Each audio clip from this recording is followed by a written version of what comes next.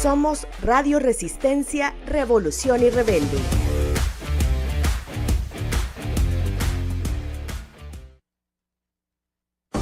A primera vista, con Francisco Gómez.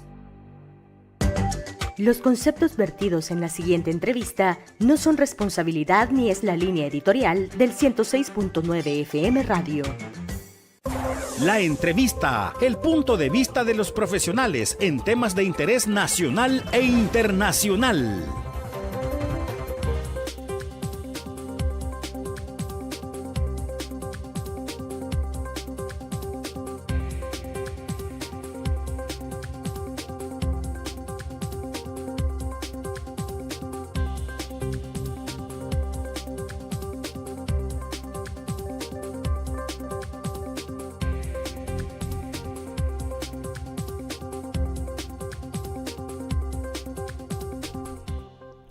Muy buenos días, ¿cómo estamos? Sean bienvenidos a radiolarr.com, Radio Resistencia, Radio Revolución, Radio Rebelde, Radio Romero, Radio Rock, Radio República, la R que usted guste y póngala del color que usted guste también. Sean bienvenidos a este espacio que, bueno, lo estamos desarrollando ya desde hace un par de años, a primera vista con Francisco Gómez, hoy en la RR. Sean bienvenidos a este espacio del 12 de junio, en este jueves, congestionamiento por todos lados, pero lo extraño va a ser el día que les digamos que sea un día laboral, un día normal, todos en clases, todos trabajando, de que no hay. Ese día vamos a revisar la historia y decir qué hicimos bien al fin para que esto haya cambiado. Fran Durán está en los controles, soy Francisco Gómez. Hoy tengo el gusto que nos acompaña el docente e investigador, miembro del Movimiento Universitario de Pensamiento Crítico, del Bloque de Resistencia y Rebeldía Popular, del BRP, investigador, en fin, una persona con la que podemos hablar de la realidad nacional y sobre todo un sociólogo, que creo que esos son los momentos en los que son tan útiles para tratar de entender a las personas, la coyuntura que estamos tomando y las decisiones que se dan también en ese espacio. Hoy nos acompaña el profesor, algunos le dicen el docente, el teacher, de todas formas nos dicen los alumnos ahora.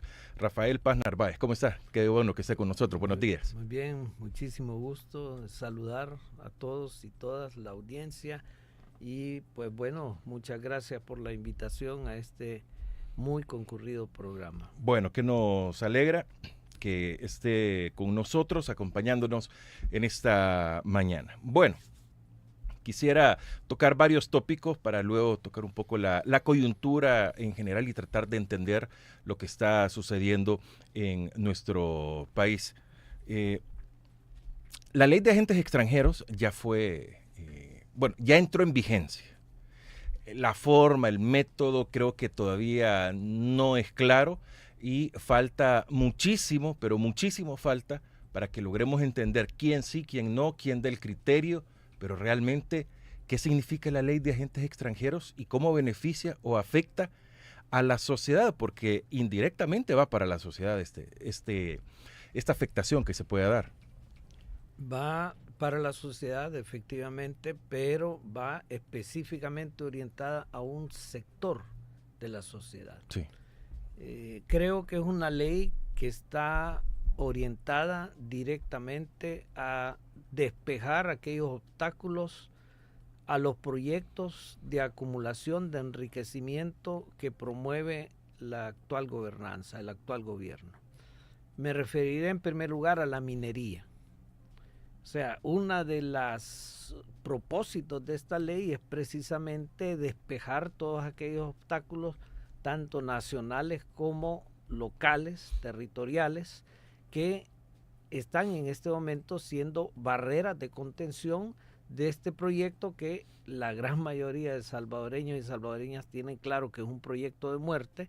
Las iglesias, tanto la católica como muchas iglesias históricas cristianas, se han pronunciado al respecto, se han presentado 150,000 firmas de un lado, otras 50,000 y 7,000, o sea, se han presentado una cantidad de firmas esta ley, a pesar del el enorme rechazo que ha tenido en la sociedad salvadoreña, sigue vigente. Está dormida en letargo, pero sigue vigente. Esta ley tiene el propósito de lograr neutralizar y desactivar especialmente a todos aquellos actores que se oponen a esta ley. Ahora, esta es solamente uno de los propósitos principales que podemos ver en esta ley. Tiene otros propósitos. Hay una cantidad de organizaciones que trabajan, no de hoy, ¿verdad? No desde hace 5 años, no desde hace 6 años, tienen décadas trabajando en el acompañamiento a comunidades rurales, a comunidades urbanas, por la gestión del bien hídrico, por la gestión de la agricultura orgánica, organizaciones ambientalistas, como por ejemplo lo que ocurrió en la cooperativa El Bosque, que había todo un entramado legal fraudulento, yo lo calificaría de estafa, esto de que le habían acumulado una deuda judicialmente a la cooperativa de $800,000 cuando la deuda original, que ya era una estafa, era de $132,000. O sea, de $132,000 pasar a $800,000 era una estafa. En este caso, digamos, estas organizaciones que acompañan a comunidades como la cooperativa El Bosque y otras comunidades del país son organizaciones civiles que están en la mira de este tipo de ley, que es una ley muy discrecional, o sea, es una ley prácticamente muy viciada y aberrante en su formulación y sobre todo en sus intenciones. Ahora, si vemos toda esta formulación y todo lo que se está dando, la población en sí, ¿qué va a perder? Porque muchos podemos decir, a mí no me afecta que el 50, el 100% les pueden quitar en mi bolsillo, yo voy a continuar teniendo la misma cantidad de dinero. Pero estas ONGs, muchos dicen, hacen lo que los gobiernos, porque no es exclusivo de El Salvador, lo que los gobiernos no logran hacer. La atención que ellos no logran dar o no quieren dar, ahí la cumplen las ONGs con estas ayudas. Visto desde una perspectiva estructural, supongamos que no se afecta a todo el sector de así llamadas ONGs, que es un nombre muy vicioso, ¿no? ONG estigmatizado. Significa organización no gubernamental, a lo cual le añaden sin fines de lucro. Es un término muy, me voy a disculpar la palabra que a veces suena muy mal, muy neoliberal.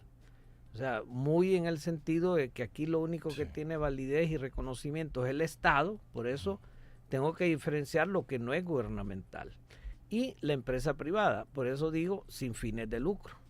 Entonces son organizaciones no gubernamentales sin fines de lucro. Es como que yo me llamo Rafael, ¿verdad? Pero a mí no me van a decir Rafael, me van a decir no Martín, no María. O sea, yo no soy no Martín, exacto, no María, pero no soy yo soy Rafael. Entonces eso pasa con las ONGs. Ya el término ONG es una negación en sí misma de su realidad.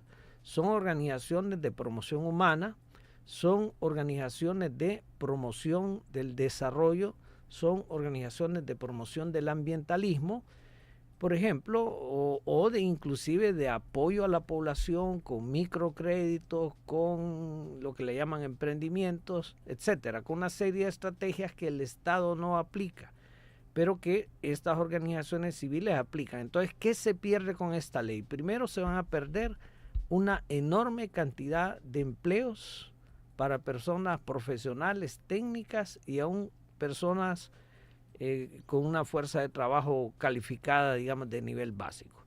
Porque una cantidad muy importante de puestos laborales están cubiertos por cooperación externa, por ayuda solidaria. Entonces, eso significa todos estos puestos que yo calcularía que bien podrían andar por la cota de entre 50,000 y 80,000 puestos laborales. Todos esos puestos se pierden, pero además se pierde un flujo de recursos financieros que de una u otra manera se canalizan hacia comunidades que están en una situación de desventaja económica. y que no son pocas. Por ejemplo, aquí muchos sistemas de agua potable se fundaron a través de cooperación internacional, ¿verdad? Años atrás. Muchos sistemas de gestión de recurso hídrico se han fortalecido a partir de este tipo de apoyo solidario. Muchos emprendimientos de microcrédito, de pequeñas empresas, también se han realizado con estos recursos. Entonces no solamente va a afectar al sector que literalmente trabaja en estas organizaciones, sino que además va a afectar al público, a los sujetos, a las personas a las cuales se busca apoyar en su sobrevivencia, en su desarrollo, que no es una cantidad mínima de población. Yo digamos que aquí el 70% de la población vive de economía informal, y pues a una buena parte de esa población de una u otra manera es hacia la que se canalizan este tipo de fondos. Ayer o el martes, el lunes quiero decir, no, martes, correcto, escuchaba una intervención que me quedó pensando. El cooperante no va a asumir este impuesto, lo tendría que asumir la ONG. Pero ¿por qué me recordé cuando usted dice sin fines de lucro? Pero ¿y si es sin fines de lucro? ¿Cómo es que lo van a pagar? Sí, eso significaría un recorte serio, primero de personal y un recorte serio de impacto, de inversión en el territorio. Eso indudablemente es, la ley es en ese sentido una ley confiscatoria. Es una ley que prácticamente entra a saco, ¿no? Saquea los recursos de la cooperación internacional con una perversión más, que este gobierno maneja de forma muy, pero muy oscura todo lo que son los fondos, ¿no? Por ejemplo, la manera en que ha entrado en los fondos de pensiones. Es una manera oscura y prácticamente como saqueo público. Eso para mencionar un fondo, ¿no? Podemos mencionar el Seguro Social, que ahorita está siendo desmontado. Ya hay testimonios de personas que del Seguro Social las canalizan a la sanidad pública, ¿verdad?, etcétera. Entonces, este gobierno no rinde cuentas. ¿Qué va a pasar con ese supuesto 30% que muchas organizaciones solidarias no están en disposición de transferir, digamos, y prefieren irse? De la misma manera, hay organizaciones que vienen funcionando con mucha precariedad, con fondos solidarios, no es la ayuda oficial al desarrollo, sino fondos solidarios que se movilizan con mucho esfuerzo, con mucho costo, y que, digamos, son presupuestos tan relativamente bajos que quitarles un 30% hace inviable la operación de una cantidad de estas organizaciones. ¿Cuál es el mensaje real que se está dando con esta ley de agentes extranjeros de parte del gobierno? El mensaje real es, primero, privar al pueblo salvadoreño de su derecho a la libre organización, a la libre asociación, a la libre expresión, y por otra parte despejar el camino para aquellos megaproyectos o aquellas economías de enclave que quiere promover, como la minería metálica. ¿Tanto así? Es así directamente, ¿no? O sea, hay una causalidad directa, hay una intención directa que pues quizás las personas no han hecho la asociación, pero es eso. ¿Qué le obstaculiza en el territorio de Cabañas que implemente la minería? La capacidad organizativa que tiene ese pueblo, que en gran medida está en alianza con organizaciones solidarias, organizaciones de cooperación, todo ello es legal, todo ello está cubierto, hay controles, etcétera, ¿no? Pero ahora viene esta ley discrecional que dice: yo a este lo registro, a este le niego el registro, ¿verdad? Yo a este le puedo confiscar, le puedo inventar una multa, porque lamentablemente aquí el sistema jurídico no está trabajando bien. Entonces yo en cualquier momento puedo decir: mire, usted aquí le faltó una tilde a la A para exagerar, ¿verdad? Y desde ese momento le vamos a confiscar. Son multas de 100,000, de 150,000 dólares, sí, que no dicen que puede ser una, pueden ser dos, pueden ser tres. Entonces ahí lo está desapareciendo. Sí, el objetivo es, por eso digo, el objetivo es desmantelar la capacidad organizativa del pueblo salvadoreño en aquellos territorios en los cuales hay oposición a este tipo de proyectos que por una parte van a traer miseria a la población y por otra parte van a traer un daño ambiental, especialmente como la minería. Bueno, preocupante sin duda lo que se está dando. Y esto será parte de el acoso que se da a la población o a la organización sobre todo, aunque se minimiza, dicen, a la oposición, las ONG, los opositores, los que están en contra, el 3%, cualquier forma en que se puedan expresar de los que están, pero si son tan irrelevantes, o sea, ¿cuál es su análisis? O sea, ¿por qué tanto contra los que están señalando las irregularidades y la corrupción que puede dejar el gobierno si es tan irrelevante? Sí, exactamente, porque no es irrelevante, hay una campaña de capturas. Una campaña de capturas que no empezó con este segundo mandato inconstitucional.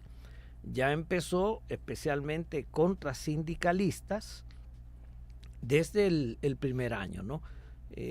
Por ejemplo, Giovanni Aguirre, sí, entre otras personas, ¿verdad? Fue un sindicalista, estudiante universitario también, que se fue sabe capturado casi nada, y que está desaparecido, ¿verdad? Tiene 3 cartas de libertad y esas cartas de libertad no se hacen efectivas y el Estado no rinde cuentas. Y este es un caso de muchos sindicalistas que fueron capturados, algunos de ellos afortunadamente lograron gestionar la libertad, aunque una libertad manteniendo las acusaciones, o sea, es una libertad condicional, ¿verdad? Condicionada, una libertad ni siquiera media, ¿no?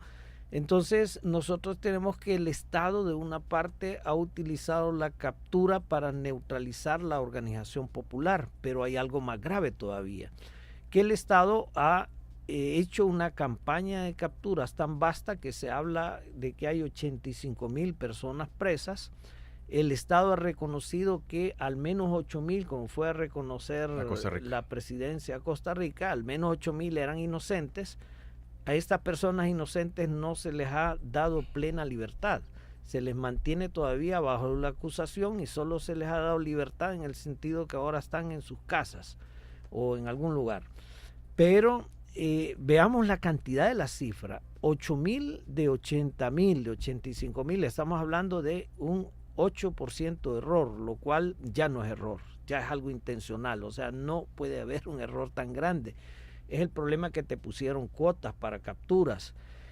Otras organizaciones como Socorro Jurídico calculan que hay por lo menos 20,000 personas en la actualidad que tienen bien establecidos sus arraigos legalmente.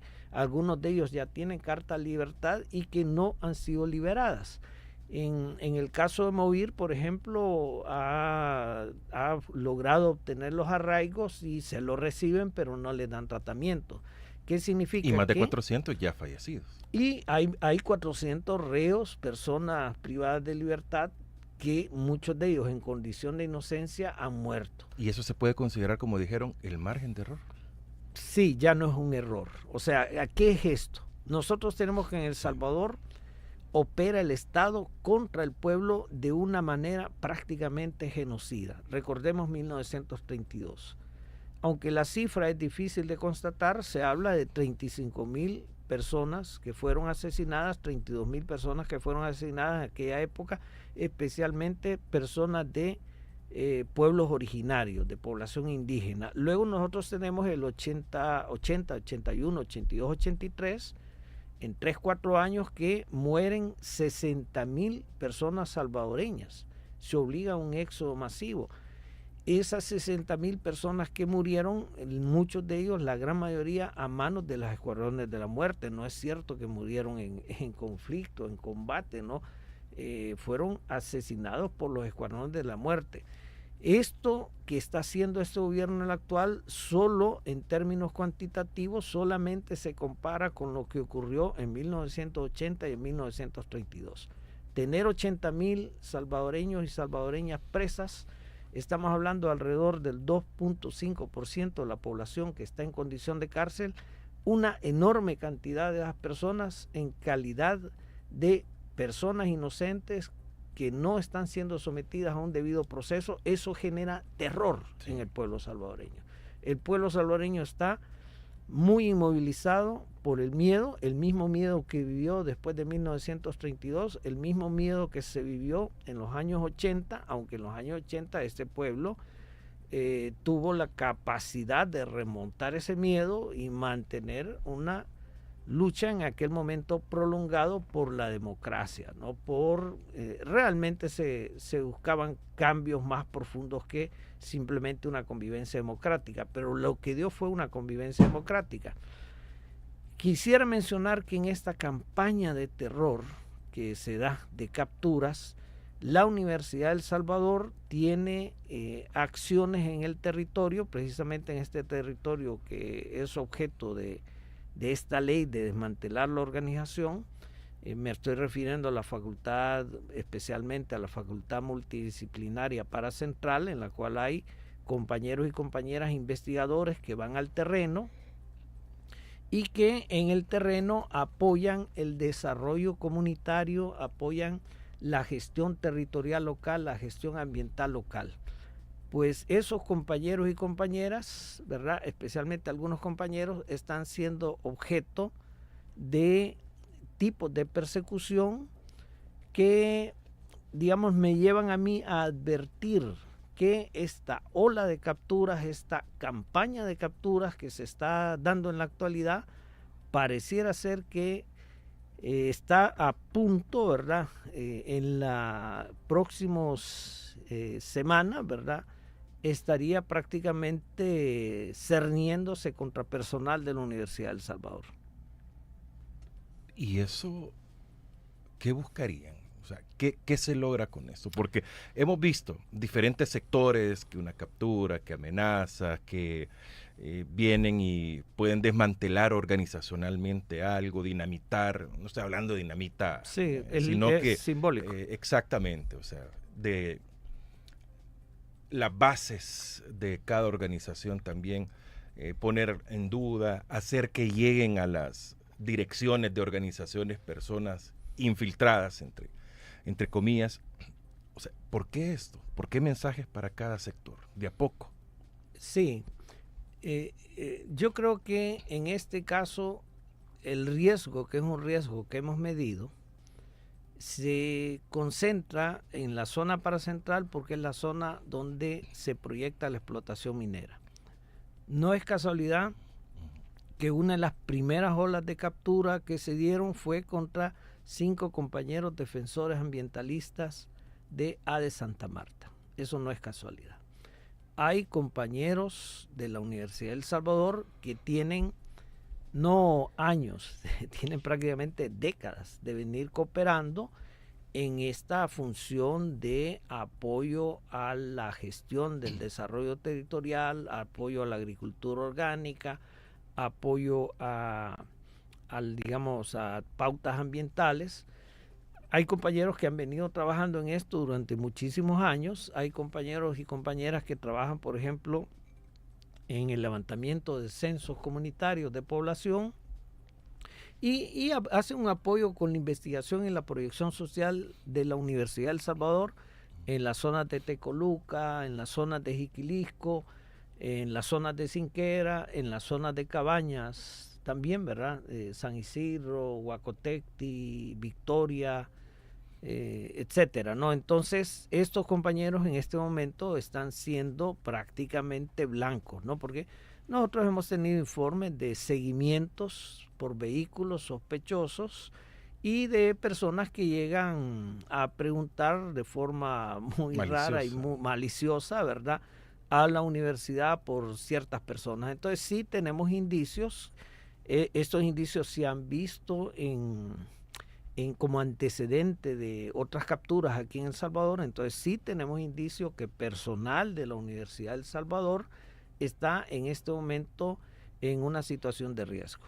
Bueno, quisiera estacionarme, está con nosotros el docente universitario Rafael Paz Narváez, nos está acompañando. Vamos a tocar diferentes tópicos. Lastimosamente no podemos profundizar por tiempo para poder llegar más temáticas, más análisis. Hoy me quisiera estacionar en la Universidad de El Salvador. De la pandemia para acá, 2020 estamos hablando, si la universidad, muchos llegamos a querer, estaba callada y si hacían algo no se conocía, del 2020 para acá ha sido peor. Muchos dicen, ya se va a graduar la generación que nunca fue a la Universidad Nacional, que no conocieron, hablando en sentido figurado, por supuesto. ¿Qué está pasando con la Universidad de El Salvador? Porque la pandemia fue algo natural, digamos, que se tenía que dar y no se podía asistir a clases. Pero posteriormente vinieron eventos nada educativos, que no tenían absolutamente nada que ver. Luego también los retrasos en el presupuesto de la Universidad de El Salvador por parte del Estado. Y así se continúa. Entiendo que aún no está al 100% trabajando la Universidad de El Salvador desde su campus, por lo menos acá en San Salvador, y los presupuestos atrasados, entendí que se pusieron al día hace unos pocos semanas, porque como se iba a dinamizar, dijo el presidente, la economía al pagarles, que es algo que uno se queda, ¿y cómo es eso? O sea que cuando yo le pago al banco, lo que ellos me han prestado, estoy dinamizando al banco. O sea, bueno, pero estas cosas. ¿Qué está pasando con la universidad? ¿Qué ha pasado en estos 5 años? Sí, primero creo que hay mucha desinformación. Hay un ambiente de mucha desinformación. El manejo de la pandemia efectivamente fue el que definió, por ejemplo, una línea de base para aterrorizar al pueblo salvadoreño. La manera en que se manejó la pandemia fue una manera orientada a cultivar el miedo en la población, incluyendo la Universidad de El Salvador. Nosotros desde la Facultad de Ciencias y Humanidades, con un equipo interdisciplinario de consulta a otras facultades, propusimos un manejo de la pandemia diferente. Hay países que no cerraron la economía, hay países que las poblaciones vulnerables, porque el COVID-19, quiérase que no, iba a tener un impacto calculado epidemiológicamente en un 4.5% de la población a lo sumo, y había sectores de la población que desde el principio se identificó como los sectores vulnerables, ¿verdad? Personas con comorbilidades, personas con avanzada edad, etcétera. En otros países se tomó la estrategia de esa población sí, confinamiento domiciliario, cuarentena estricta, pero la otra población no. De todas maneras, muchos dicen que acá en El Salvador fue, no puedo hablar por otro país, pero acá fue un ensayo de lo que venía después para el país. Exactamente. En ese momento se estableció el régimen de excepción para aquellas personas que por su propia sobrevivencia tenían que salir, se les aplicaba captura, régimen de excepción, envío a centros de confinamiento, le llamaban, ¿no? La gente le llamó centros de contagio. Entonces sí, ahí fue el primer ensayo del régimen de excepción. Entonces la Universidad de El Salvador fue obligada a estar en línea, y cuando se suspendió el confinamiento domiciliar, la Universidad de El Salvador siguió en línea. Pero la Universidad de El Salvador desde el principio estuvo atenta con su capacidad de propuesta. O sea, propusimos una gestión de la pandemia diferente a la que ocurrió. Los documentos están ahí históricamente, ¿verdad? Una propuesta interesante que valdría la pena estudiar. Luego, cuando se fueron dando los distintos abusos, la Universidad de El Salvador fue enunciando, tanto de parte de las organizaciones de la comunidad universitaria como de las universidades. Por ejemplo, la Facultad de Derecho en su momento se pronunció en contra del proceso viciado de elección inconstitucional, ¿no? Se pronunció en su momento de forma muy temprana. La Universidad de El Salvador se pronunció en contra de la captura de las personas de Santa Marta. La Universidad de El Salvador oficialmente, no institucionalmente, se ha pronunciado en contra de la minería, por todo lo que significa como proyecto de muerte. La Universidad de El Salvador ha manifestado su grave preocupación por esta ley de agentes extranjeros. La Universidad de El Salvador ha tenido pronunciamientos Bueno, la Universidad de El Salvador también desde sus autoridades, especialmente de la actual rectoría, ha hecho esfuerzos porque se le cubra el presupuesto del Estado de manera completa, ¿no? Actualmente, por ejemplo, tenemos declaraciones de parte del gobierno de que solo se va a dar para salarios en una circunstancia complicada, ¿no?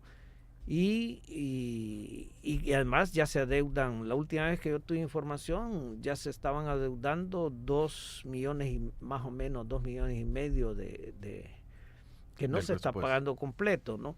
Hay algunos sectores que a mí me parece sospechoso adentro de la Universidad de El Salvador, que están empezando a presionar por que les aumenten el salario.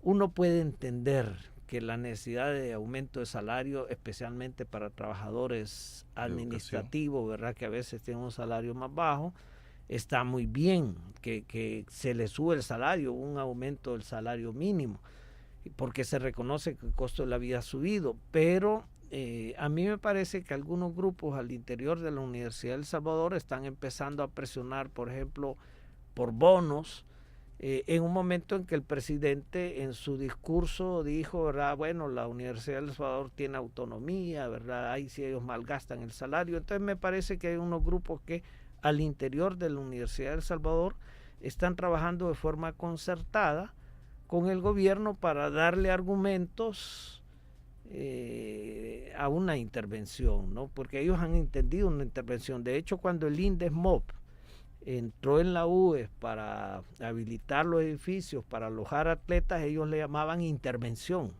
Así hablaban, este edificio va a ser intervenido. Y lo hacían en un estilo psicológico claro, no en una operación de guerra psicológica, porque la palabra intervención en la U es una palabra que te genera un rechazo y ahí te estaban diciendo, mire, usted tiene que aceptar que esto va a ser intervenido. Debo decir que algunas instancias se negaron a entregar los edificios y debo decir que en aquel momento el vicerrector administrativo, actual rector, respetó esa decisión, ¿verdad?, de que las instancias de la U que dijeron no, nuestros locales, nuestros edificios no son aptos para ser utilizados en esta intervención que le llaman, no los vamos a ceder, se respetó, ¿no? De eso facilitó, por ejemplo, que la Facultad de Ciencias y Humanidades, cuando cesó esta intervención por los Juegos, tuviera al menos un edificio al cual regresar, ¿no? Y todos nos concentramos prácticamente en ese edificio, que no fue el edificio no intervenido, ¿no?, especialmente la tercera planta. Entonces, la Universidad de El Salvador ha vivido bajo un asedio constante, bajo el actual gobierno. Luego viene lo del Metrocable, ¿no? Luego viene lo de Mis Universo, ¿no? O sea, hemos tenido un asedio constante en términos de que no se paga el salario, se quiere utilizar la UES, el campus de la UES para otro propósito, se le desprestigia, ¿no?, en discursos presidenciales. Pero todo esto, los estudiantes, ¿a dónde quedan?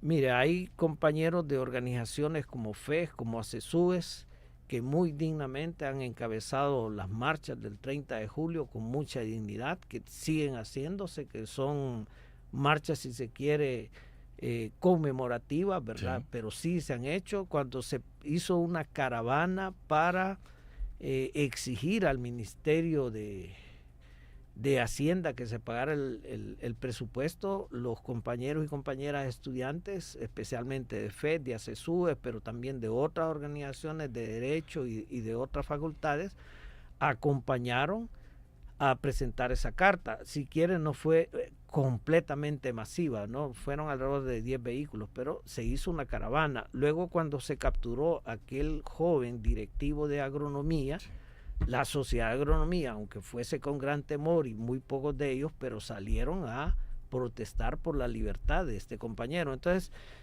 también recordemos que FES y otras organizaciones estudiantiles convocaron aquel plantón en contra de la minería en el BINAES, ¿no? Entonces sí hay movilización estudiantil, si se quiere, mínima, porque recordemos este régimen del terror, 80,000 personas capturadas, una enorme cantidad de ellas inocentes, eso pesa. Hay estudiantes universitarios capturados, no hemos podido establecer la base de datos Tenemos alrededor de 5 o 6 casos detectados, jóvenes inocentes que han sido capturados. Eso genera terror. Pero mire, ¿cuál es la intención o cuál es el mensaje, si queremos hablar así, en tener a la Universidad de El Salvador a medio vapor, sin estudiantes, con problemas aquí, problemas allá? O sea, ¿cuál es la razón principal? ¿Por qué? Este gobierno tiene una política, lo que alguna gente llamaría ultra neoliberal, complementada por otra caracterización que diríamos autoritaria y neonazi, que lo está demostrando Donald Trump. Pero estamos en el siglo XXI. En el siglo XXI, por eso digo neonazi, ¿verdad? Porque el nazi fue el del siglo XX. Mire lo que está haciendo Donald Trump y mire qué está haciendo este gobierno respecto a nuestros compatriotas residentes en Estados Unidos. ¿Qué están haciendo los consulados? ¿Qué está haciendo Donald Trump? Donald Trump en campaña dijo que iban a desplazar entre 12 y 15 millones de personas latinas de Estados Unidos, que a él le gustaría verlos en campos de concentración. ¿Qué significa campos de concentración? Se está hablando de una experiencia del siglo XX en el siglo XXI. Campos de concentración no eran simplemente de concentración, eran de exterminio. Se asesinaron 6 millones de judíos, personas judías, pero no solo judíos, gitanos y de otros tipos, ¿no? Opositores políticos. Bueno, en la Unión Soviética murieron 22 millones de personas, ¿verdad? Y muchas de ellas fueron asesinadas, no murieron en combate, fueron asesinadas. Entonces, hablar de que voy a sacar de Estados Unidos a 12 millones de latinos es un proyecto, francamente hablando, genocida, ¿verdad? Es muy surrealista si quiere, pero ese es neonazismo siglo XXI. Claro, eso es muy difícil de cumplir. Los nazis no pudieron aniquilar a toda la población así llamada judía de Europa. Pero no quiere decir que no lo estén intentando, y lo que está pasando en Los Ángeles lo demuestra. Lo bueno es que hay resistencia. Sí. Bueno, ¿y cuál es el papel que está jugando en la sociedad actual la Universidad del Salvador? Ojo, no estoy diciendo si el actual rector es bueno, es malo, o los anteriores igual. Pero bien. No sé si levemente o muy claramente hoy la Universidad del Salvador empieza a tener voz nuevamente. Porque la universidad no se ha caracterizado, la Universidad del Salvador, por ser únicamente un centro de estudios. No, como dice, el movimiento universitario de pensamiento crítico que usted representa. Porque tiene que haber investigación. Y esa investigación es un aporte a la sociedad, un aporte al Salvador. Tienen que tener posiciones también. O sea, la Universidad del Salvador ha dado prácticamente lo mejor para el país, pero de a poco fue quedando callada. Si hacían investigación, no lo sabíamos. Poca difusión, poco interés, pero hoy estamos viendo nuevamente y van a decir, no, lo que quieren es que salgan a protestar siempre. No, sino que se haga sentir la Universidad del Salvador, la única universidad pública. Y me van a decir, ¿y por qué no le exigen a las otras universidades? Esas son privadas. Esas son con fines de lucro al final. Si es un término educacional, o es educacional lo de ellos, pero es con fines de lucro. La Universidad del Salvador es gratis. Y todo eso está a punto de perderse. Sí, yo espero que no esté a punto de perderse. Confío en la capacidad de resistencia que hasta ahorita ha demostrado la Universidad del Salvador. Francamente hablando, no querían devolver el campus. Francamente hablando, algunas personas de Nuevas Ideas en la universidad decían que toda la parte que se construyó al lado del complejo deportivo iba a ser transferida al INDES. Eso se derrotó. Inclusive estaban enarbolando una ley para hacer eso. Eso se derrotó. Y yo diría, las universidades son corporaciones públicas de utilidad social. Jurídicamente es digamos, la figura legal. Y me parece que otras universidades, así llamadas privadas, no necesariamente todas, cumplen con dignidad esa moción legal. corporaciones de utilidad pública, ¿verdad? Creo que aunque muchas universidades, así llamadas privadas, se ven obligadas a mantener un equilibrio entre cuota de escolaridad y operación funcional, lo hacen, digamos, con ciertos equilibrios. Considero que puede que haya otras que han priorizado fundamentalmente lo que usted llama, ¿verdad? Más en un círculo familiar, que es propietario de los inmuebles y que los alquila, y están estas figuras, ¿no? Que sí hacen que sus palabras sean también dignas de ser tomadas en cuenta, que pues hay en alguna forma subrepticias de orientarse al lucro, ¿no? En algunas organizaciones universitarias. Eso, digamos, se puede corregir con una ley de educación superior que apoye a esas universidades, no que las agarre a garrotazos, ¿no? Entonces, son cosas que hay que ver y que son dignas de ser tomadas en cuenta. Ahora, la Universidad de El Salvador ha seguido investigando. Nosotros como, por ejemplo, Red Interfacultades, hemos producido todos los años 1 o 2 investigaciones. Que no tenemos un marco de difusión amplio es otra cosa, ¿verdad? Porque a veces los mismos canales universitarios se nos cierran. Porque en la UES hay muchos sectores de muy diversas opiniones, ¿verdad? No, como dicen, no depende de una rectoría, no depende de un decano. A veces sí depende de un decano, ¿no? A mí se me ha separado, por ejemplo, de algunas clases de posgrado por mis opiniones, ¿no? Entonces, ¿y eso es delito? No es delito, ¿verdad? No es delito, o sea, es algo perfectamente legal, ¿verdad? O sea, ¿qué quiero decir? Que yo he estado a veces en otras facultades sirviendo ad honorem algunas clases y se me separa porque, pues, por el tipo de opiniones que yo promuevo en algún momento, pues las personas no están interesadas en que eso sea difundido y en ese sentido te apartan, ¿verdad? Pero son cosas que no están dentro de un ámbito de un delito. Pero lo que quiero decir es que muchas veces nosotros producimos investigaciones y no tenemos los vehículos para darlos a conocer. Ahora, el problema con las investigaciones es que producen conocimiento nuevo que es útil a prácticas sociales, y es precisamente el problema que tenemos en Cabañas. En Cabañas están produciendo censos. Lamentablemente los equipos se han arruinado, pero se han estado produciendo tomas de muestras de agua en distintas zonas de todos los ríos de ahí, incluyendo los ríos que están siendo contaminados.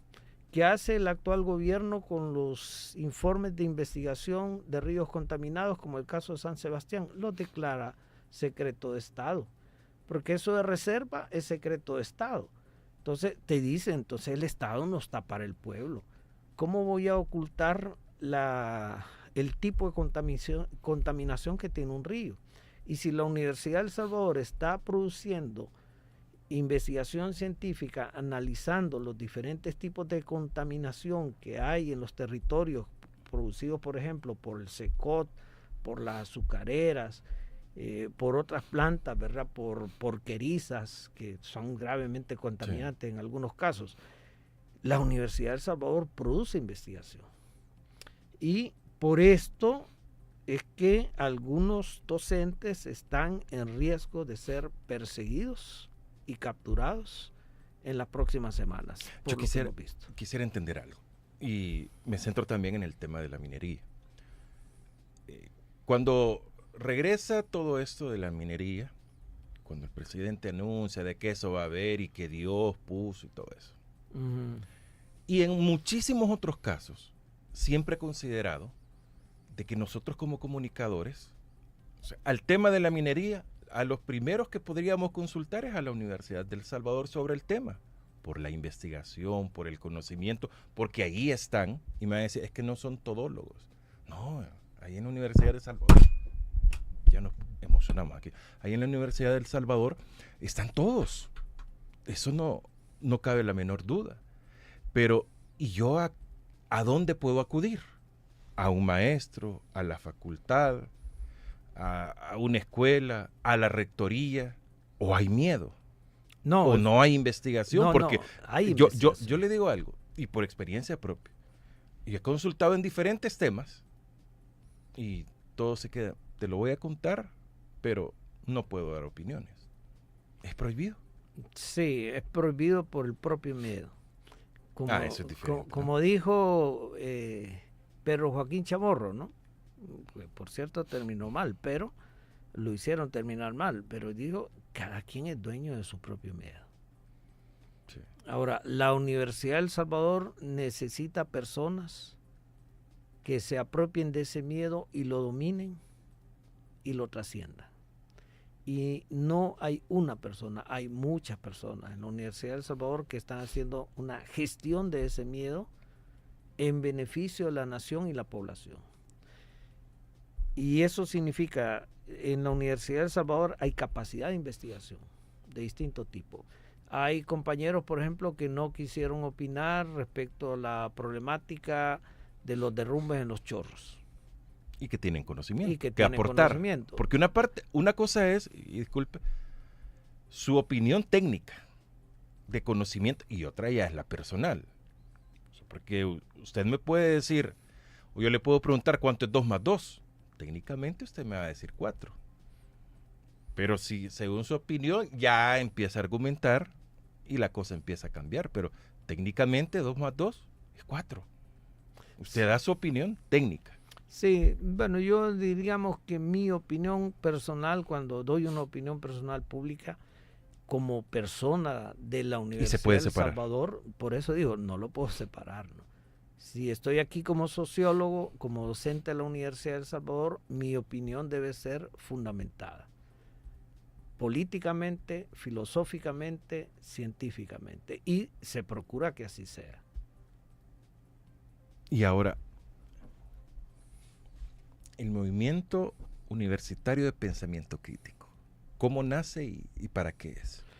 ¿Esto es interno de la Universidad de El Salvador o no? Sí, básicamente es interno de la UES. El movimiento nace precisamente cuando El Salvador empieza a derivar al autoritarismo que nos caracteriza en este momento, al deterioro de la convivencia democrática.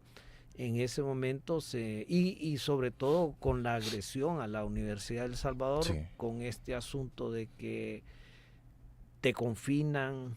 Hay que decirlo de esta manera, ¿verdad? La red de interfacultades que tiene personas investigadoras que no buscan notoriedad, no buscan protagonismo. Tiene personas investigadoras en Santana, San Miguel, San Vicente, San Salvador, que hemos hecho varias investigaciones a escala de país sin mayores recursos, porque una peculiaridad de la red de interfacultades es que nosotros no recibimos financiamiento, ¿no? Trabajamos a pura voluntariedad de docentes, estudiantes, egresados, y hemos producido varias investigaciones, pero la red de interfacultades tiene alrededor de 20 años de trabajo, ¿no? Sin embargo, cuando se fue derivando una problemática ya de intervención en la UES, ya que se vio que era necesario, primero, no entregar toda la UES, segundo, que era necesario... ¿Y tiene opción la UES sí, de decir no? Si la ha tenido y lo ha dicho. Por ejemplo, en el asunto del Metrocable, institucionalmente, tanto la comunidad universitaria como la institucionalidad dijo no al Metrocable. Entonces, tiene opción. Ahora, ¿le pueden imponer el Metrocable? Pueden intentarlo. Pueden intentarlo. Por eso es que dijo el presidente, son autónomos. Somos autónomos y la autonomía se ejerce. Entonces, sí, pero no.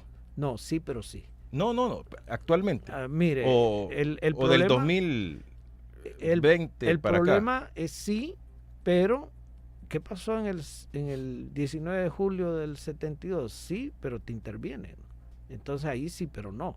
Pero no viene de adentro de la universidad. Pero ahí, mayoría. digamos, en ese momento era la bota militar. ¿Qué Hoy, diferencia hay? Y llegan y me lo entregan, aparentemente sin fuerza. Vaya, en ese momento hubo una intervención justificada por un evento deportivo porque supuestamente se iba a remodelar todo el campo universitario. Pero puede decir que no. Podría decirse que no. En ese momento se valoró que, igual que con la rectora María Isabel Rodríguez, 2002. En el 2002, que realmente hablando, los Juegos Deportivos Centroamericanos Fueron otra le cosa. aportaron infraestructura significativa a la universidad.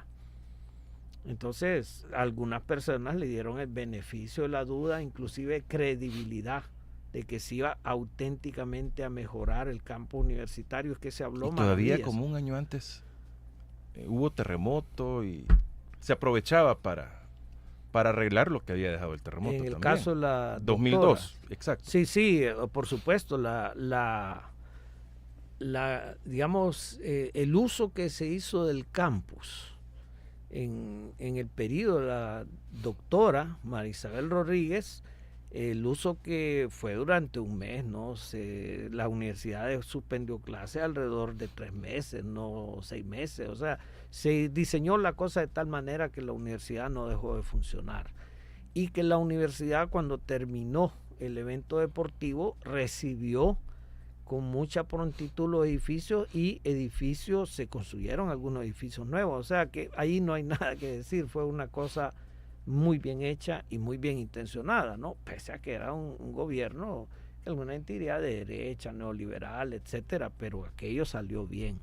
Sin embargo, en este caso no ha salido de la misma manera. Claro, una cosa es la intervención militar, ¿verdad? Otra cosa es este tipo de operación que viene siendo encubierta, pero que subrepticiamente va queriendo quedarse con la universidad, porque primero que se terminó los juegos, no te la entregan porque ahora la vamos a usar para el juego de patinaje, luego para Miss Universo, ¿verdad? Y luego viene el TCE y dice que ahí va a concentrar a gente en el fraude electoral, porque hay que ser claro, ¿no?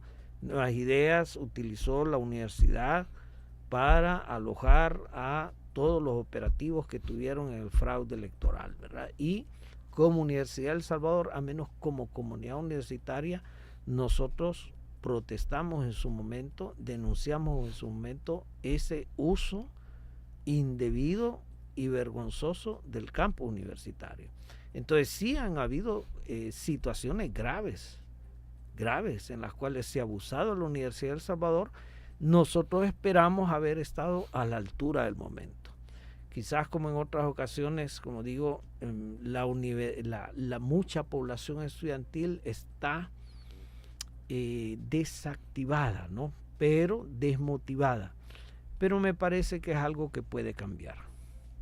Ahora, si vemos todo lo que está pasando en derredor de la universidad, ¿cuál es el futuro?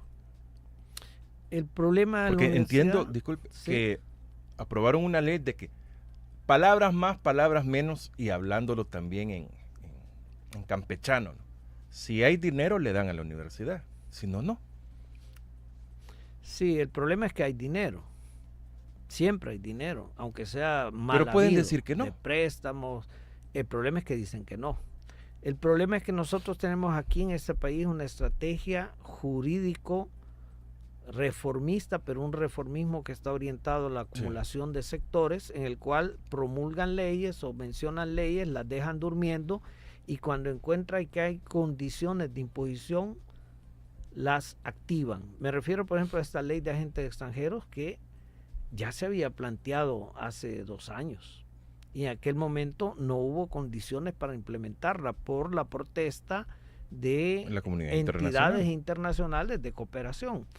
En aquel momento se logró parar. Ahora que está Trump como aliado principal, y Trump está en una misma política genocida, autoritaria, deteriorante de la democracia, ahora sí se siente que hay condiciones para tratar de imponer esta ley de agentes extranjeros que todavía el pueblo salvadoreño no la ha aceptado. El pueblo salvadoreño no se ha resignado a esa ley. Está acompañada de una serie de capturas de figuras de enorme relevancia, como Ruth de Leonora, como Enrique Anaya, ¿verdad?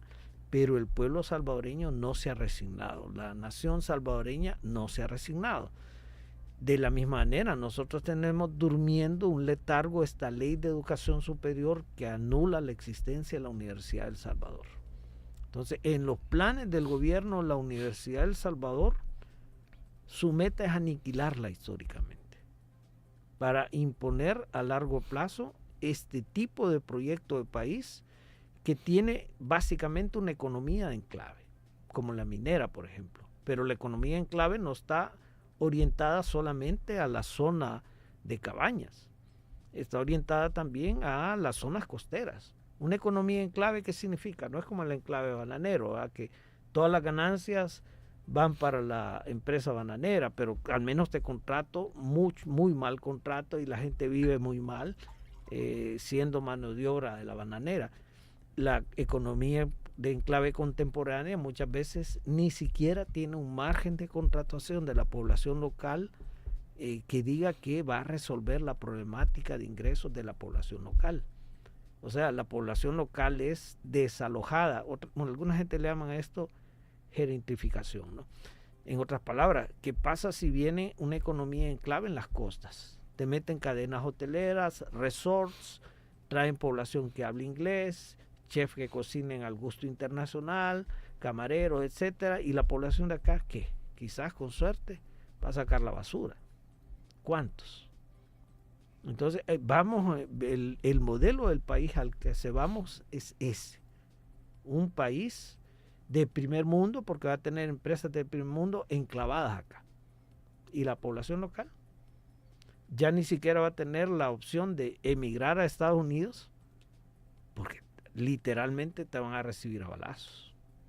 Y si se logra colar, te van a sacar a balazos. Entonces, ¿para dónde se hace la población? Son condiciones históricamente pero muy nocivas, ¿no? O sea, y este pueblo ha logrado resistir desde la conquista. Lamentablemente, aquí se puede hablar de una conquista. En el norte de Centroamérica no hubo conquista. Los pueblos originarios del norte de Centroamérica, Miskitos, Sumo, Ramas, Guaymís, Cunas, nunca fueron conquistados. Los españoles no pudieron con ellos y tampoco les llevaba mayor ventaja. Aquí éramos agricultores. Aquí tenía ventaja concedernos algunas formas de vida para tener la posibilidad de explotarnos. Entonces, hoy probablemente ya no les interesa explotar a la población salvadoreña. Entonces, nuestro destino es el mismo destino que le pusieron estas clases dominantes a los nativos americanos: genocidio. Y esta será la primera vez que está en grave peligro la Universidad de El Salvador en sus cerca de 200 años. La Universidad de El Salvador en sus cerca de 200 años nunca estuvo en mayor peligro. Creo que a pesar, ni en los momentos de la dictadura militar. No, porque hay que ver que la Universidad de El Salvador, yo evalúo 3 grandes periodos. Un primer periodo en el cual se funda para fortalecer el Estado republicano oligárquico. Y me atrevo a decirlo con todo interés. ¿Quiénes están definidos como ciudadanos en las primeras constituciones de Centroamérica? Que después, bueno, se derivan hacia la primera constitución de El Salvador de 1800, cuando El Salvador se declara república, 1839. Los hombres mayores de 21 años que sepan leer y escribir, que tuvieran renta de 100 pesos. O sea, eso era muy poco. Eran los notables, la minoría, la oligarquía. Entonces era una universidad para las clases oligárquicas. Sí. Pero eso fue cambiando con el tiempo. La universidad se fue ampliando, fue entrando capas medias. Se puede decir que hasta 1872 la Universidad de El Salvador sirvió a ese propósito de una república oligárquica. Pero entre 1872 y 1932 la sociedad salvadoreña se fue haciendo más compleja, fue surgiendo un entramado de circuitos locales de producción artesanal, de profesiones liberales que fueron creciendo y que fueron entrando otras ideologías de carácter más democrático, otras filosofías, no solo ideologías, de carácter más democrático, y eso amplió la capacidad de la Universidad de El Salvador de tal manera que en 1932, 1920, 29 tenemos personas como Sarbelio Navarrete o como Agustín Farabundo Martí, que ya entran en otra tónica en la Universidad de El Salvador. Ya la Universidad de El Salvador no está únicamente al servicio de una república oligárquica, sino que está también al servicio en proyección de una nación y su población popular. ¿Será eso a lo que le temen actualmente? Exactamente por eso la quieren aniquilar. ¿Y qué significa aniquilar en este contexto? Aniquilar significa llevarla a... No es que la van a desaparecer. No, sí tienen función de desaparecerla. O sea, ¿qué pasó con Digestic? De enorme tradición. ¿Qué pasó con Insafor? De gran eficacia. Y no son instituciones con actuación política. No son Partidaria, instituciones autónomas en cierto sentido, ¿verdad? Pero la Universidad de El Salvador autónoma, el problema de la Universidad de El Salvador para estas personas es que la Universidad de El Salvador es constituyente de la República. Sí. La Universidad de El Salvador nace antes que un ejército profesional. Hay personas que tienen este lema, ¿no? La república vivirá mientras viva el ejército. Me atrevería a decir la república de las élites, con este ejército que tenemos. La república de las élites vivirá mientras vive el ejército. El ejército en 1839-42 tenía un nombre tan de Marvel como Legión de la Libertad. Realmente se viene a profesionalizar años después, décadas después. La Universidad de El Salvador es constituyente de la República, aun cuando fuese inicialmente una república oligarca, desde 1841. Entonces tiene un fuerte arraigo histórico, tiene un fuerte arraigo cultural. No es fácil desaparecerla, no está siendo fácil desaparecerla y esperamos no hacerlo fácil. Pero ha agachado la cabeza. Yo diría que no todos ni todas en la Universidad de El Salvador. Quiero entender algo. Y tengo otros temas, pero quisiera terminar de entender. Digamos, Consejo Universitario se llama. Sí, Consejo Superior Universitario. Puede decir A, pero un decano puede decir B y se tendría que respetar. Hay jerarquías. El Consejo Superior Universitario es el máximo organismo colegiado de la Universidad de El Salvador, ejecutivo. La AGU es la que provee de una Esa es la Asamblea General Universitaria. Sí, correcto. O sea, tenemos nuestra propia legislación, nuestra propia entidad que hace reglamentos internos, que formula la ley orgánica de la Universidad de El Salvador. No se puede, no se debe imponer una ley orgánica a la universidad desde afuera, desde la legislativa. Eso sería una intervención contra la Universidad de El Salvador. La Universidad de El Salvador es autónoma porque para producir pensamiento, producir ciencia, producir filosofía, se necesita autonomía de pensamiento, un principio republicano filosófico. Y mientras eso se respete, la convivencia democrática republicana en este país está salvaguardada. A ese nivel es el valor histórico que tiene esta universidad para este país. Y es cierto que en la Universidad de El Salvador, no estoy diciendo que en las demás no lo hacen, pero estamos hablando de la Universidad de El Salvador por ser la universidad pública. Todos aportamos en algo para la universidad, pero el mayor delito es enseñarle a pensar al alumno, al ciudadano. Bueno, como dijo Alejandro Enrique, ¿verdad? Ahora es un delito trabajar con las comunidades. Y está preso. Y está preso, ¿no? Entonces, creo que ese mismo riesgo corren personas profesionales, docentes, investigadores, en la zona en la cual se quiere implementar la minería. Porque están trabajando ahí, acompañando a las comunidades, no de hace 5 años. Son gente muy conocida en el territorio porque están trabajando ahí desde hace 15, 20 años. ¿Y entonces qué le depara al universitario, al alumno? Mire, ¿se va a acabar la gratuidad? Porque, digamos, ante la sociedad, la mayoría de lo que hemos hablado no les importa, porque lo ven superficial. Pero si le dicen, no, hoy tienen que pagar, ahí ya ponen atención y ya lo ven diferente. ¿Se acabará la gratuidad de la educación universitaria? Sí, gratuidad es un término Hay que entenderlo. no tan preciso, porque todos pagamos por la Universidad de El Salvador.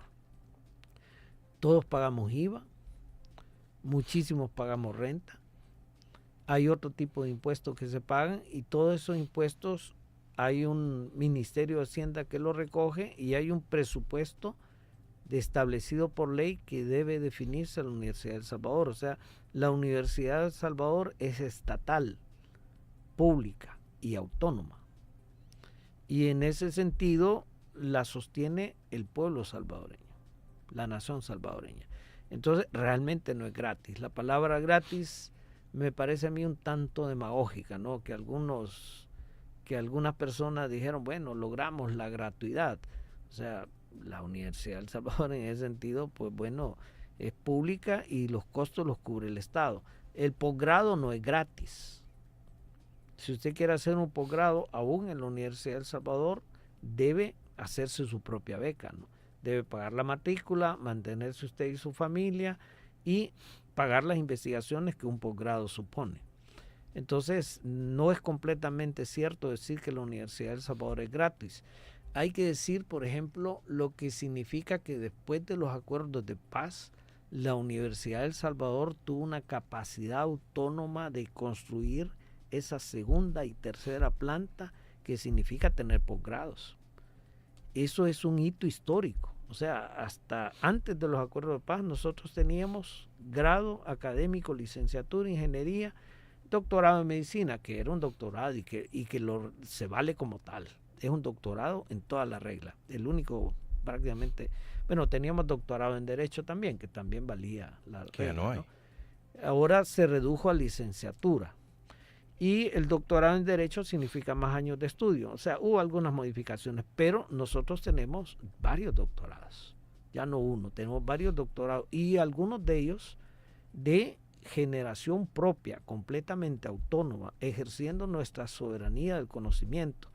Entonces, esa capacidad de la Universidad de El Salvador revela su fortaleza, pero por ejemplo eso no se ha dado a conocer en toda su dimensión. Quisiera terminar con esto y buscar la parte del sociólogo también. ¿Cómo analiza usted a la población salvadoreña por todo lo que estamos viviendo? El conformismo, el miedo, el aplaudir cualquier cosa. O sea, no sé a dónde encasillarnos. Nosotros como población salvadoreña, a partir de la pandemia, somos un ensayo de un proyecto más global. Un proyecto que no necesariamente las élites globales tienen consenso. Y aquí a nosotros se nos está gobernando con estrategias de guerra cognitiva. Los principales sentimientos que se están inculcando son el miedo, la resignación y el odio. El miedo se estableció con la pandemia, se mantiene vivo con el régimen de excepción. El odio se cultiva a partir de toda esta inversión en troles. Si se fijó antes, los troles argumentaban. Los troles y botas hoy ya no argumentan, hoy solo ofenden, denigran, difaman. Ya los troles no tienen capacidad de argumentar, en ese sentido han retrocedido, pero mantienen vivo el odio. Y la resignación es lo que esperan de las personas que no son capaces de montarse en vehículos de odio y que de una u otra manera tienen viva su capacidad de indignación, porque la indignación lleva a la resistencia. Entonces, hay una cantidad de población que la tienen neutralizada a base de miedo. Hay otra población que la han enganchado en una emotividad de odio. Y hay otra población que no la han logrado enganchar ni en el miedo ni en el odio, que la están obligando a que sienta que debe resignarse. Creo que una amplia cantidad de la población salvadoreña está en la condición de resignación. Lamentablemente, una política como la que se ejerce en la actualidad tiene la debilidad de que de esa resignación a la indignación hay solo un paso. Lo que está ocurriendo en Estados Unidos, por ejemplo. Y muchas cosas que pueden ocurrir acá y que están en perspectiva de ocurrir, van a hacer que esa resignación no se pueda tolerar en sí misma y se pase a una indignación. Entonces, estamos estudiando eso, ¿no? Como sociología, como lo dice, ¿no? Tenemos un proyecto de investigación de la aplicación de la inteligencia artificial en la gobernanza. Hay algunos estudios que están en proceso todavía, pero sí podemos adelantar que somos una población objeto de guerra cognitiva y que estamos resistiendo a esa guerra cognitiva. ¿Y a lo que le llaman neuromarketing será por lo que están gobernándonos? Sí, solo que sería un neuromarketing político, sí, usado políticamente. Porque el ¿Y eso es válido? Bueno, sí, ahí está la prueba. Es un hecho.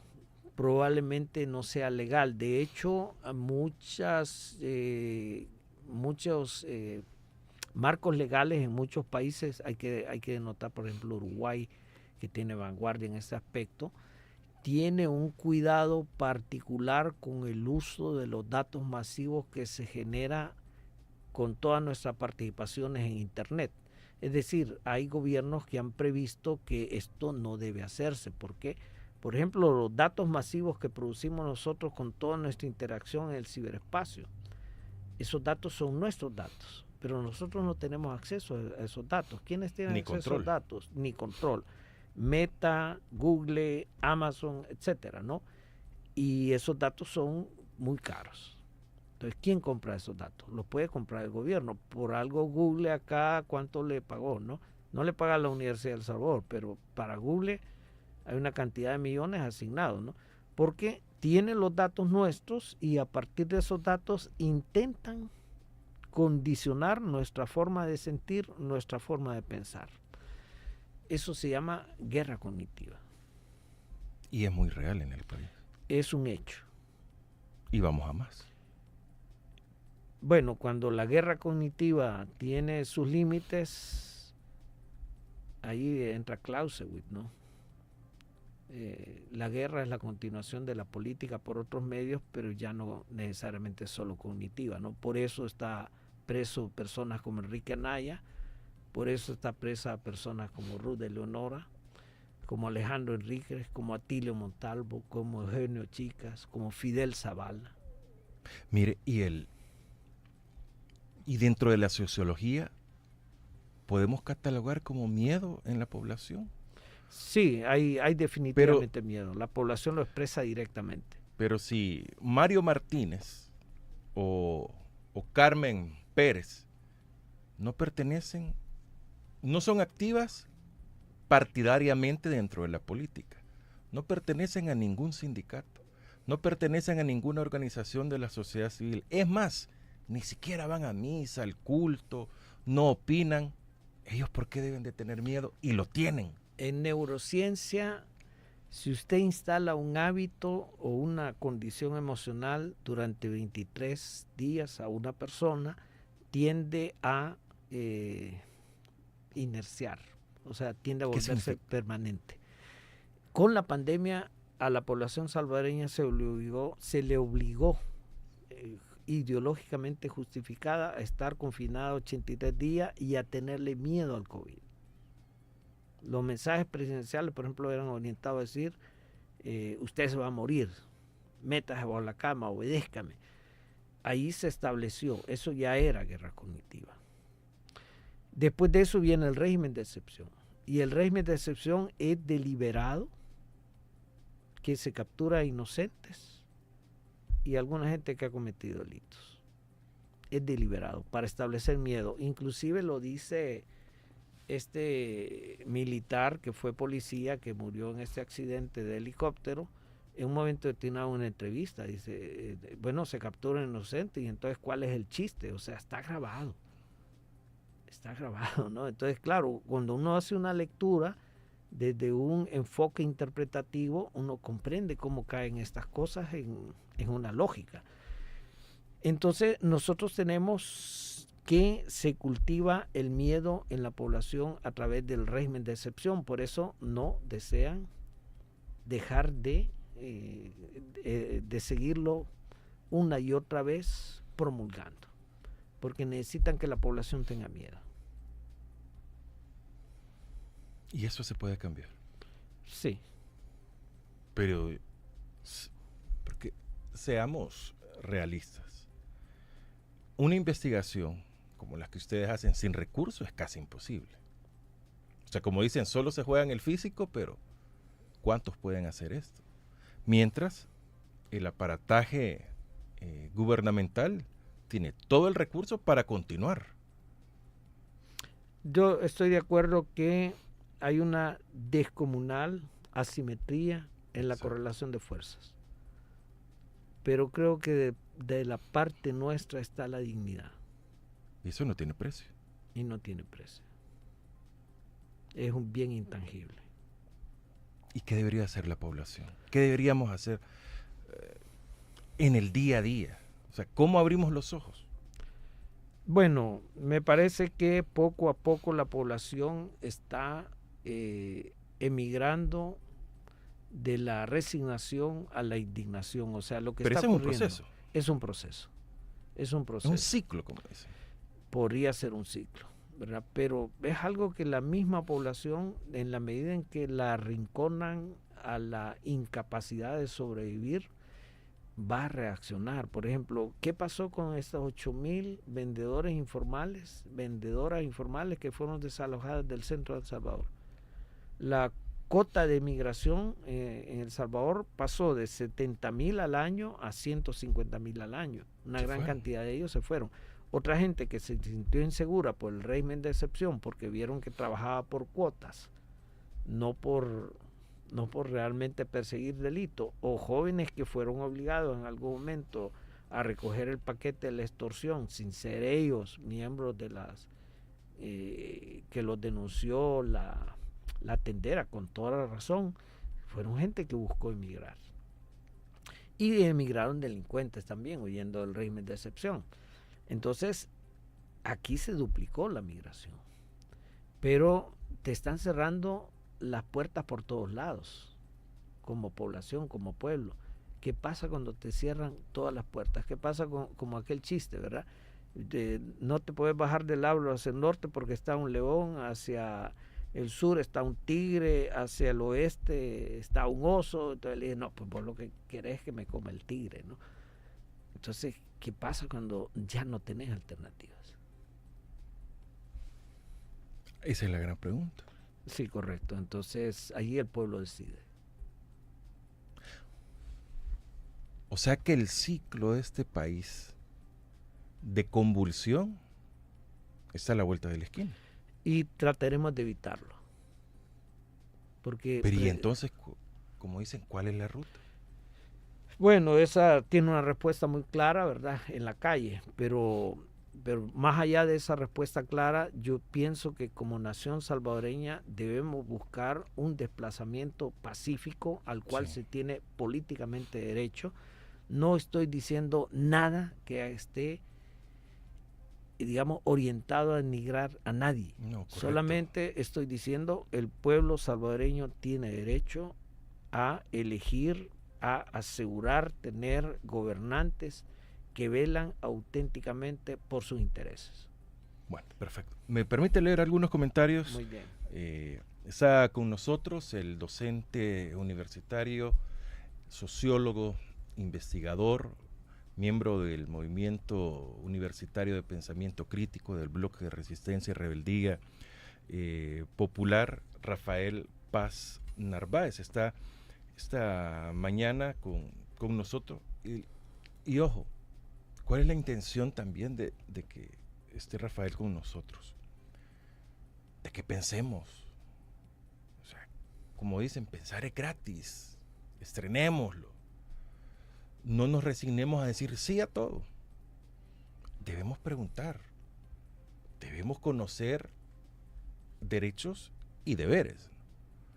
Pero hay deberes, hasta deberes hay que nosotros no cumplimos y que nos hacen crecer mucho más, pero las cosas. Rafael Enrique, buenos días, Francisco y su invitado, aquí listo ya.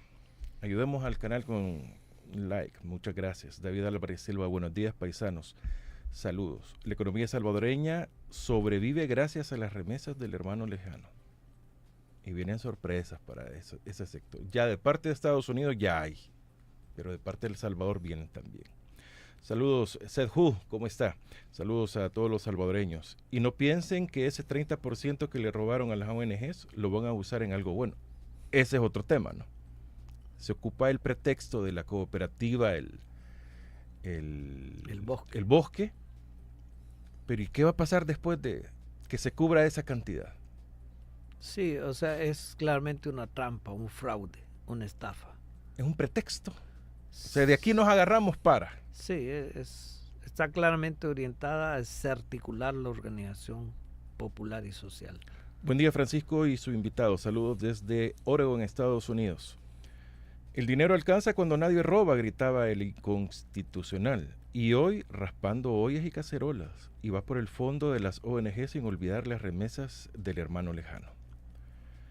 Ese 30% lo van a usar para comprar ficas de café con leche. Luis, esta semana está potente, son invitados pensantes. El profesor Narváez es una eminencia.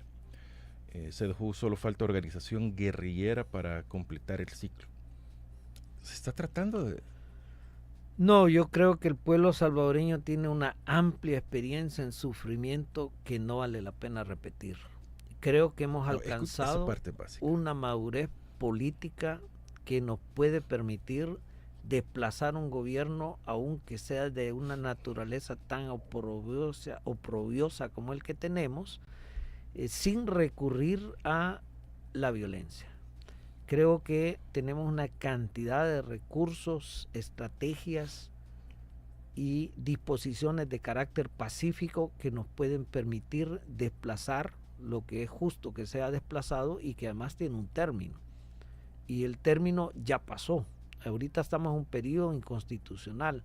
En la medida que se debilite este gobierno y que surja una alternativa real, que hay que construirla entre todos. Aquí no hay ningún sector de iluminados que pueden decir este sector de iluminados lo que tiene que hacerse. Hay que construirlo en conjunto, construirlo pacíficamente y asumirlo pacíficamente. Fundamental. El Salvador Patria Querida estamos retransmitiendo. Muchas gracias, Alex, y a producción de ellos.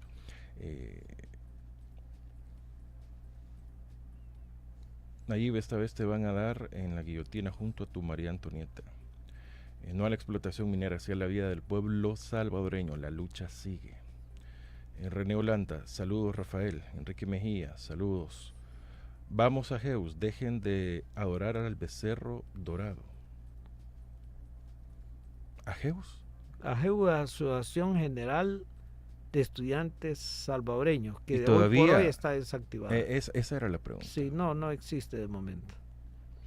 Históricamente, la Universidad Nacional de El Salvador ha sido punta de lanza de la lucha popular del pueblo salvadoreño. Pero cuando se mencionan estas palabras y todo, como eso nos han querido meter, es que son revoltosos, esos son tirapiedras, eso solo hacer desórdenes van. O sea, no entendemos los conceptos. O nos han enseñado a pensar diferente. Porque el que usted se exprese, ¿cómo es? Cuando uno está pequeño o es adolescente, este es leguleyo, este trae para abogado, este solo protestando vive, y que no, son estigmas que nos dicen de que pensar y opinar es malo. Y ahí lo van a uno colocando. Carlos, cuando usan conceptos abstractos y no se explican, resulta en la práctica a no informar ni hacer conciencia. ¿No es mejor explicar bien y primero? ¿Y bien primero? Sí, quizás por algunos conceptos, estoy de acuerdo. La US está llena de focas. Sin contar las vueltas que le demos al asunto nacional, llegamos a la conclusión que los huevos están caros y escasos. El despegue económico de El Salvador solo se refleja en el patrimonio de la nueva familia terrateniente. Paz Narváez es demasiado para este país, tiene muy clara la realidad nacional.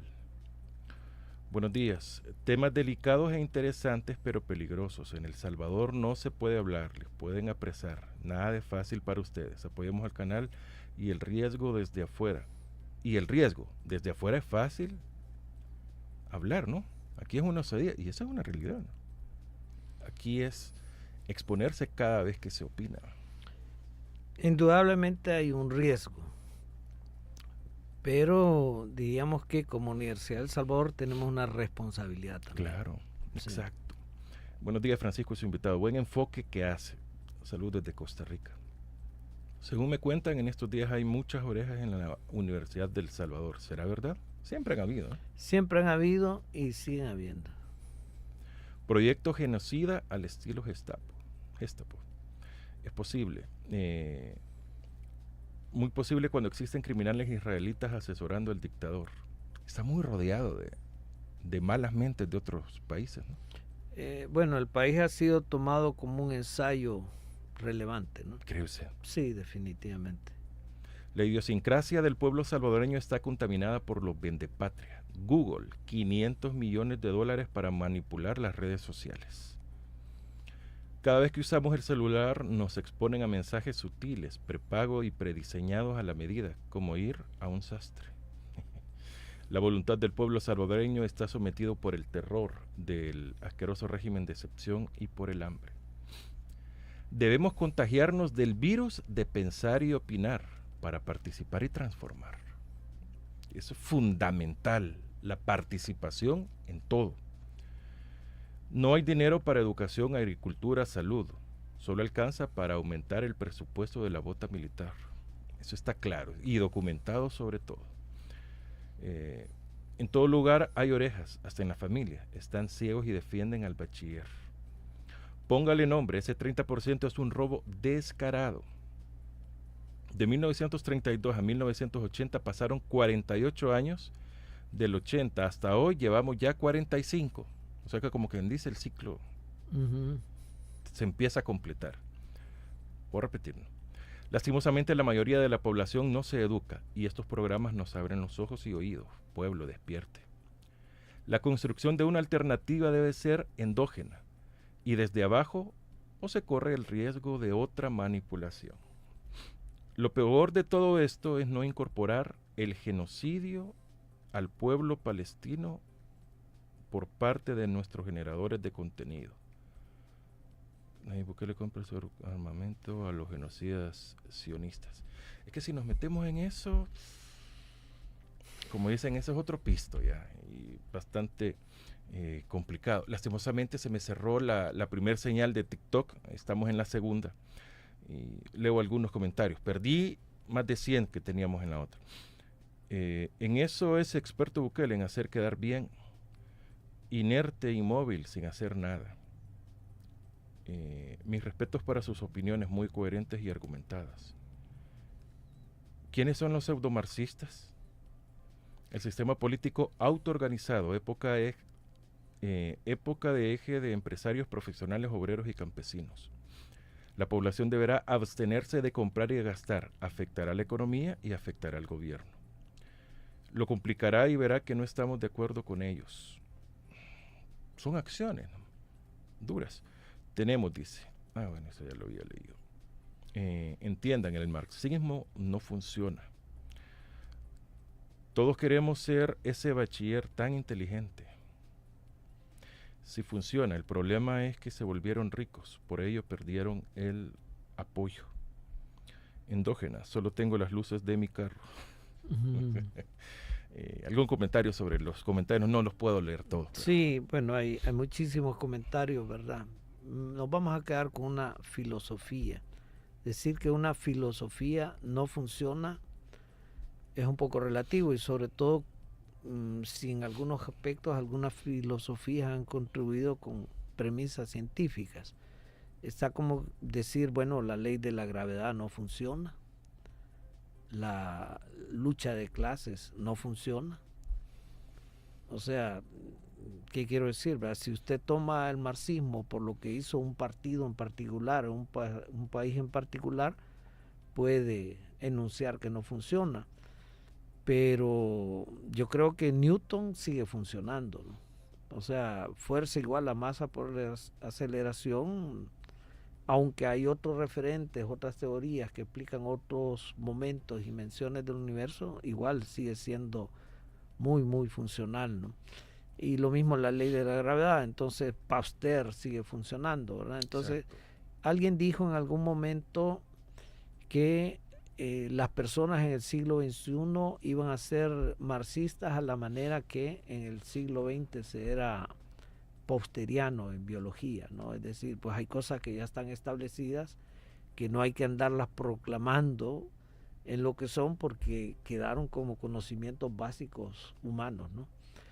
Luego lo demás, yo creo que la disputa no es si el marxismo es vigente o no vigente. Yo creo que el problema real es cómo resolvemos lo que actualmente estamos viviendo, digamos, cómo resolvemos tener un país que efectivamente pueda limpiar el río Lempa, para el cual se han destinado recursos, ¿no? Una condonación de deuda para que el pago de esa deuda se aplicara en limpiar el río Lempa. Eso es algo que debemos exigir, más allá de que hablemos de una filosofía o de otra. O sea, hay problemas concretos y reales que merecen nuestra atención.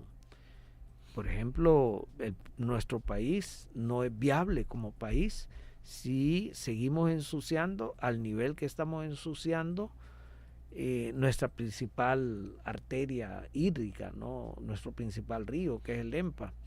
Mucho menos si implementamos minería metálica, ¿no? Bueno,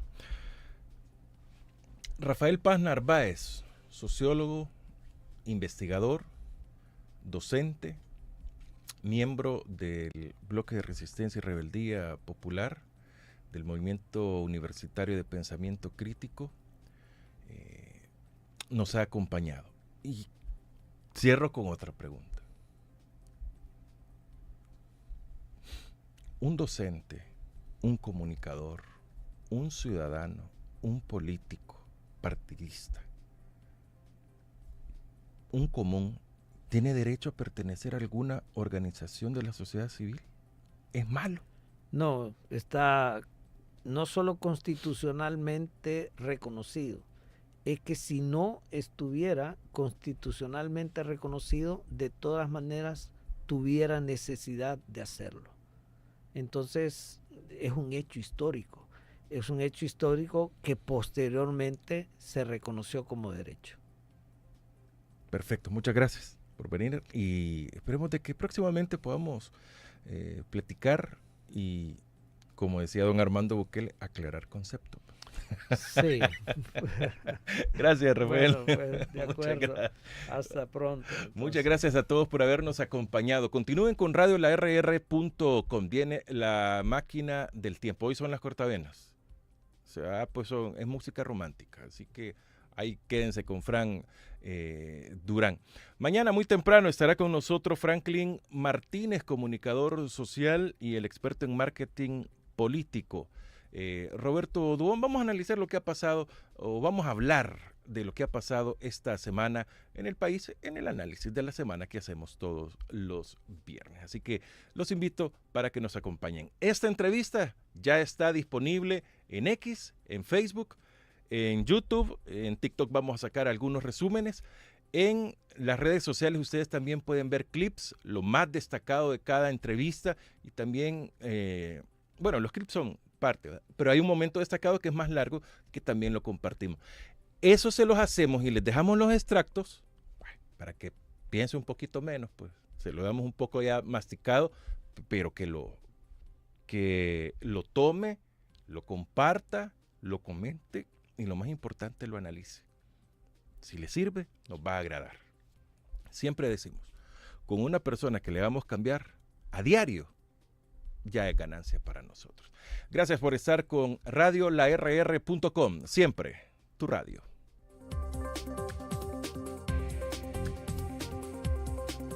La entrevista, el punto de vista de los profesionales en temas de interés nacional e internacional.